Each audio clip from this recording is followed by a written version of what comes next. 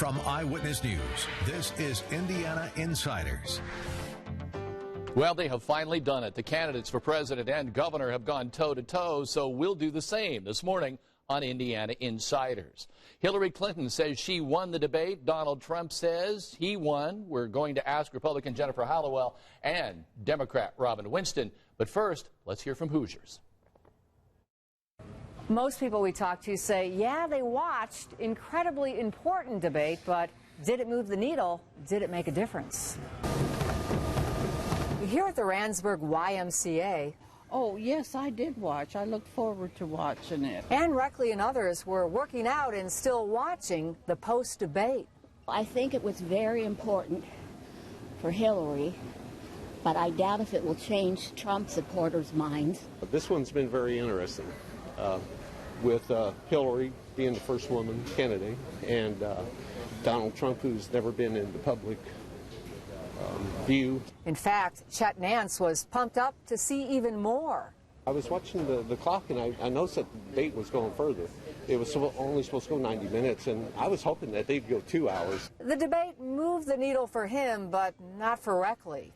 I was always one party and didn't have any problem, but I'm really torn between both. Some here skipped the debate. I didn't want to get involved with it.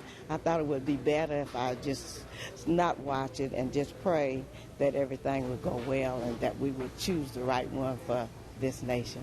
Betty Stewart says she will vote, always has. It's a right Carolyn Gable hopes everyone takes to heart.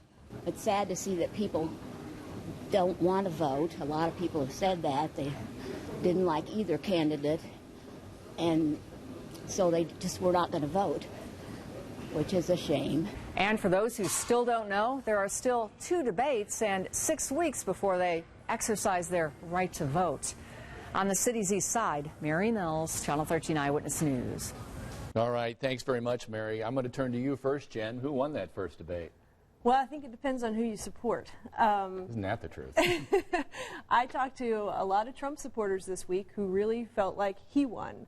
I thought in the second half that Hillary stayed on her message more and was more scripted, but I do think that for people who are already decided, it just reaffirms what they already think.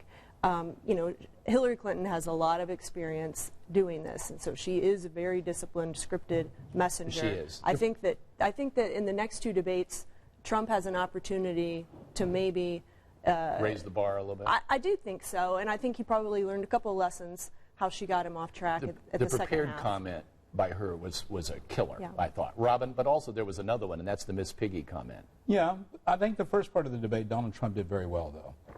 So if you're going to blog and text me, I said he did very well in the first part of the debate. Second part of the debate, Hillary Clinton did very well. He was smart. He started mentioning Pennsylvania, Ohio, Michigan, Illinois as battleground states, Wisconsin, when he started talking about NAFTA.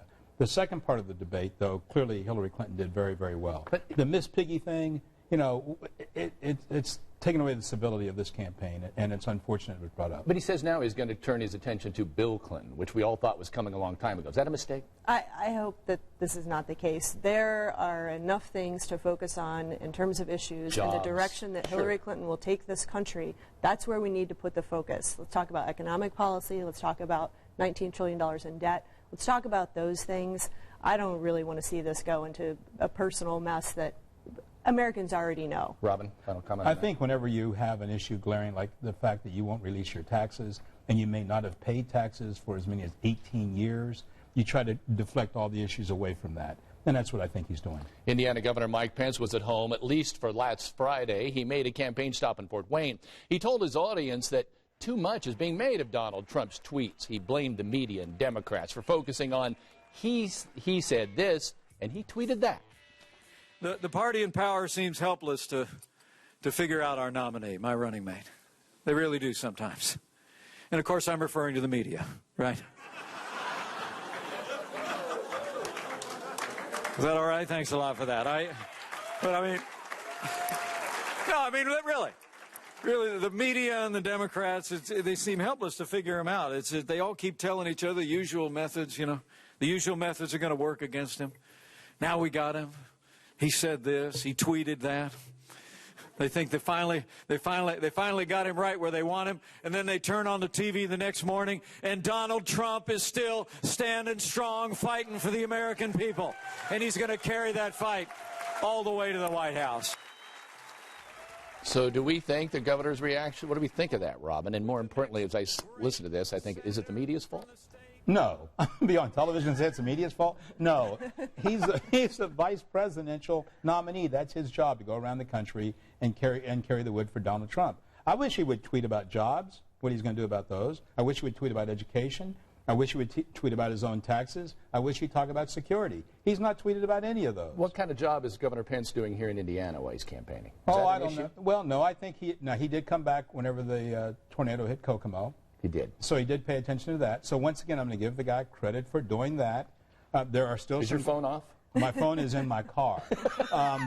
The fact of the matter is that he's doing his job as best he can while he's trying to go to Iowa and Wisconsin and all those places. Jen, is he?